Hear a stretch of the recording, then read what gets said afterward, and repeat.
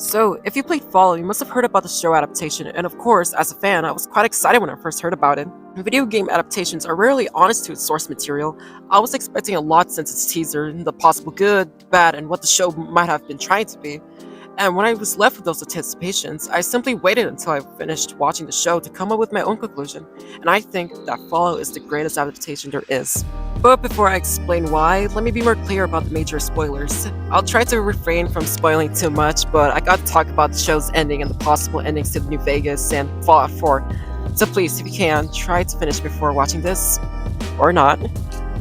So anyways, a quick premise of the show. Setting takes place 15 years after Fallout New Vegas and 9 years after Fallout 4. It's canon to the Fallout universe, and the main character is Lucy McLean, Vault Dweller who left Vault 33 to find her father after a raider attack. She also meets the two protagonists, Maximum and Cooper, which, gotta say, Cooper is my favorite character. But what's more important is the interaction between him and Lucy. He doesn't try to explain to her about how the wasteland works, unlike Maximus when they reunited in episode 4. Cooper only showed his dislike towards Vault-Tec and dislike towards Lucy in the beginning for being a Vault Dweller. The dislike towards Vault-Tec is understandable because not only the company had wanted the bombs to drop, but also caused him to lose his family after. And also, it's revealed that the overseer of Vault 33, Hank McLean, and Vault 32 and 31 were part of an unethical experiment that Vault-Tec assigned them to take the lead. So it made sense for a dispute to happen between Hank and the NCR because of what Hank feels about society being run by wastelanders would be a detriment to Vault society, leading to the nukings of Shady Sands, just how Vault-Tec wanted to outlive their competitors by wanting the bombs to be dropped. The story could be seen as a criticism towards capitalism, but to be accurate, it's a criticism towards companies such as Vault-Tec, with marketing the war and supported by companies like Robco and Westech. So with only little amounts of screen time, we could already map out what Vault-Tec is, and what Hank as a character could be. But beyond that, the NCR was why Shady Sands was bombed, for being a faction that goes against what Vault-Tec wants. We also had the NCR in Fallout New Vegas with another competitor, the Brotherhood of Steel, in which, during Fallout New Vegas, if the player explores the game, it can be discovered that the NCR is at war with Brotherhood due to disagreements over technology. So thankfully, the rivalry kept going during the show, which is a wonderful consistency that I appreciate when watching. Not only that, it provides the message that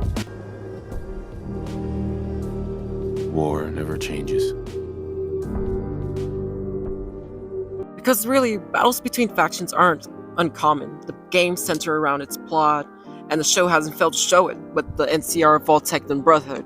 While the show was funny, Fallout managed to show its core theme that no matter how long it's been since the first bomb dropped, or how society is rebuilt by a faction, the war will always appear in different ways. Which is the perfect theme. Writing-wise, this creates conflict for characters, groups, and events played in the show and games. Like how Maximus showed his self-interest towards his goals during the Yaguai attack, or how Lucy reacted after finding out why Shady Sands was bombed. These moments show how war can affect people gradually, making it a good adaptation. Since the show has adapted this theme so well, I would like to say that Fallout is the greatest adaptation. However, my issues with the adaptation would be the effects on the games. We're aware that the show is canon to the Fallout universe, however, that would mean that the scenes in the shows also undermines how canon each ending in Fallout New Vegas and Fallout 4 is.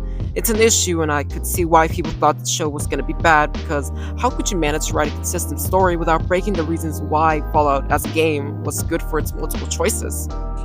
For example, other Quintus mentioned the Brotherhood of Steel used to be the strongest faction in the East. However, due to the timeline, it wouldn't be true unless the Institute was destroyed because of the 9-year gap between Fallout 4 and the show, meaning that the Institute ending is the least canon as of now.